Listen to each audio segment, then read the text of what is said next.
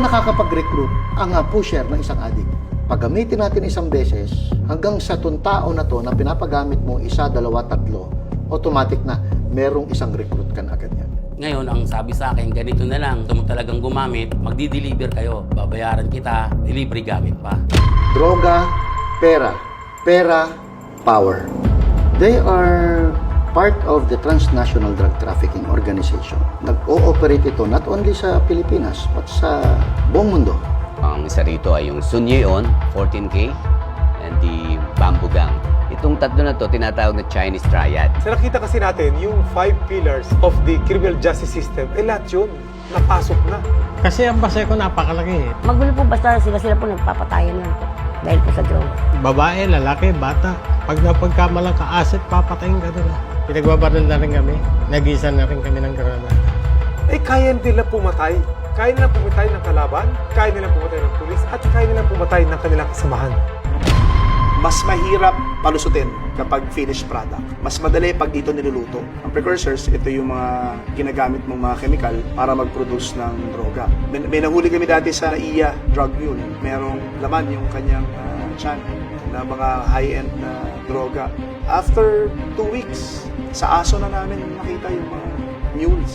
Kumukuha sila ng tinatawag nating operator dito sa Pilipinas. May barko sa laot malayo sa atin, magbabagsak ng mga illegal na droga na merong mga flotation device. Tapos merong mga maliliit na lancha o speedboats, nakapatay ang ilaw, naka-night vision goggles lang yung mga kasabwat nila, at unti-unting pipikapin to.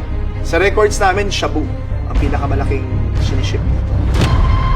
May lugar dyan, 24/7 ang bentahan. Day and night market, parang Tiangge ito. Buong araw nakabukas yung tindahan. Nagising ang Pilipino. Ganito na pala kataas ang antas ng problema natin sa illegal na droga. Hindi ka naman pwedeng mag-establish ng Tiangge nang walang nagpo-protect sa'yo. Mayor, pinababayan mo to. May karapatan kang pumili ng hepe mo. Saan mo ginagamit? Panghuli sa mga kalaban mo. Hindi mo kailangan na umawak ng drugs. Magkaroon ka lang ng mga tao. Yung 5, pusher. Yung 11, user. Yung 5 kasi no bail. Bailable pang 11. Huhulihin sila. Iikot lang naman yan. Hindi pa naman sila i-inquest kagad eh. Pinipirahan sila. Yung mga pusher na nahuhuli na walang maibigay sa arresting officer, palit ulo. Kaya naging ninja, magagaling sila magsunuran na hindi mo napapansin nakasunod na sila. Nang makita nilang malaki ang pagkakakitaan dito, bumuo na sila ng grupo. So, naging isang sindikato siya. At yung sindikato na yon ay naging isang mobile. Yung mga narco-politician tapos may drug lord, ano yung benefit? Yung social capital, yung influensya niya, nandyan na. Sometimes, mas magiging madali kung meron silang kailangan ayusin. Kasi gagamitin nung narco-politician yung opisina niya. 200 billion per year ang revenue sa drug trafficking. Kasi sa foreign exchange or pag sa dollar account, hindi siya sako ng usual na bank law. Yung pera ay kanilang dadalhin sa casino. Magdadala siya ng 10 million na cash, i-convert niya sa chips. Pre-selling, bibili sila ng 10 units sa isang high-end na condominium building. Alam mo ang balakid dito sa pagsasaayos natin sa NBP? Mga ilang politiko rin. Makikita mo kasi yung support nila sa mga sabihin na natin drug lord siguro eh.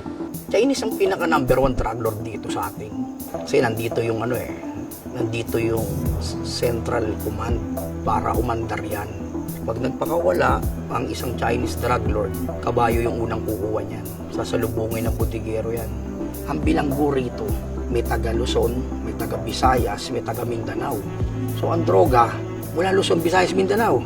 Ilang taong niyang mabubuhay, ilan pang generation ang sisirain niya. Humor na ang sentro ng business ng droga because nandito yung mga nahuling mga malalaking Chinese foreigners na contact ng China. Na sila yung pinagtitiwalaan. And these Chinese foreigners have contacted yung mga siga, yung mga kingpin na local dito na nakabilibid din. Mexican cartel, drug cartel, African, kung ano-ano ba. So sabi ko, putang ina, ang laki pala ng problema. Parang kikilabutan ka eh, na sasabihin, putang ina ko. Paano na kung wala na ang magtutuloy ng war on drugs? Yung sindikato, naghihintay lang yan ngayon. Nagmamasid kung ano ang next na mangyayari. Yung trading environment ng buong rehiyon, kaya nang kontrolin kapag hawak nila yung Pilipinas. Baka maging narco state tayo. Putang inang nandito yung mga drug lords paano hindi babalik? Andyan lahat yan. Mawawala talaga yung bansa natin. Mamamatay ang bansa natin.